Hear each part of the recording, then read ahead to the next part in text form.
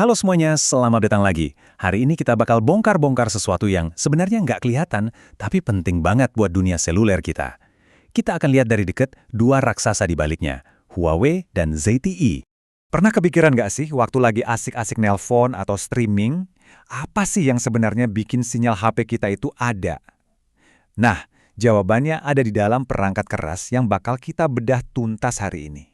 Di ring tinju teknologi kali ini, kita punya dua jagoan. Di satu sudut, ada tim Huawei yang identik sama performa tinggi dan teknologi super canggih. Dan di sudut lain, ada tim ZTE yang dikenal praktis, hemat, dan bisa diandalkan. Dua pendekatan yang benar-benar beda buat nyambungin dunia kita. Oke, ini dia peta perjalanan kita hari ini. Pertama, kita mulai dari mana sih sinyal itu datang? Terus kita bedah hardware-nya, bandingin software dan performanya, lihat gimana pemakaiannya di dunia nyata, dan terakhir, kita kasih vonis akhirnya. Oke, kita mulai dari yang paling dasar dulu ya. Penting banget nih buat pahamin fondasinya, biar nanti pas kita bandingin semuanya jadi lebih kebayang. Jadi, komponen kuncinya itu namanya BTS atau Base Transceiver Station. Gampangnya, anggap aja ini kayak jantungnya jaringan seluler. Tugasnya yaitu ngirim dan nerima sinyal radio antara HP kita sama jaringan buat suara sama data. Mau itu BTS-nya Huawei atau ZTE, intinya kerjaannya sama. Nah, ini nih perjalanan sinyal kalian dalam sekejap mata. Dari HP, sinyalnya terbang ke antena, terus diolah sama yang namanya RRU atau Remote Radio Unit. Dari situ, lewat kabel fiber, datanya lari ke BBU alias Baseband Unit. Ini otaknya nih. Baru deh nyambung ke jaringan inti. Cepet banget kan prosesnya? Sekarang, waktunya kita intip isi mesinnya. Di bagian ini, kita bakal lihat jeroan fisik dan filosofi desain dari dua merek ini. Kalau kita adu head-to-head hardware-nya, kelihatan banget bedanya. Huawei dengan BBU model BBU 5900-nya itu super terintegrasi. Sistem pendinginnya juga canggih banget. RRU-nya efisien. Nah, ZTE dengan seri ZX SDR-nya, ini perangkat yang solid, tapi mungkin optimasinya nggak se-ekstrim Huawei. Pendinginnya lebih simpel, tapi tetap bisa diandelin. Nah, ini yang paling menarik. Filosofi desain mereka tuh beda banget. Huawei itu mainnya di integrasi super kuat, bisa diekspansi secara modular, dan banyak fitur pintarnya. Keren lah. Sementara ZTE mereka lebih pragmatis. Yang penting hemat, gampang disetting, dan fleksibel buat dipasang di mana aja.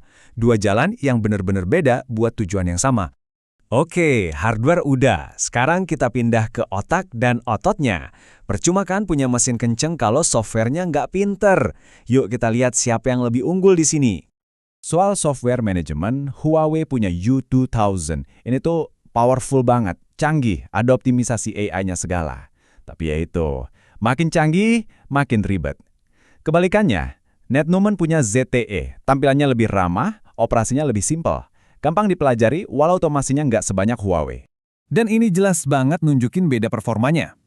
Huawei itu jagonya soal throughput alias kecepatan transfer data, pemrosesan sinyalnya juga lebih jago, jadi pas banget buat jaringan super padat kayak di kota besar. Nah, ZTE dia ini stabil, performanya solid, cocok banget buat area yang trafficnya sedang-sedang aja. Kalau soal boros atau hemat listrik, bedanya lumayan kelihatan. Huawei lebih irit karena mereka punya fitur-fitur pintar kayak sleep mode otomatis atau penyesuaian daya pakai AI. ZTE ya standar aja, ada fitur hemat energinya tapi lebih dasar. Oke, dari tadi kan kita ngomongin spek teknis mulu. Sekarang gimana sih penerapannya di lapangan? Di mana aja kita bisa nemuin alat-alat ini? Wilayah kekuasaan Huawei itu biasanya di tempat-tempat yang paling rempong. Maksudnya, kota-kota besar, area yang traffic datanya gila-gilaan, kayak stadion pas ada konser, atau pusat perbelanjaan. Dan pastinya buat jaringan canggih kayak 4G dan 5G. Disinilah performa monster mereka kepake banget. Nah, kalau ZTE, markasnya beda. Mereka ini rajanya daerah pedesaan, proyek-proyek yang budgetnya mepet, atau lokasi-lokasi yang traffic datanya nggak terlalu padat. Di sini, harga dan kemudahan jadi raja. Buat para teknisi yang masang di lapangan, perbedaannya kerasa banget.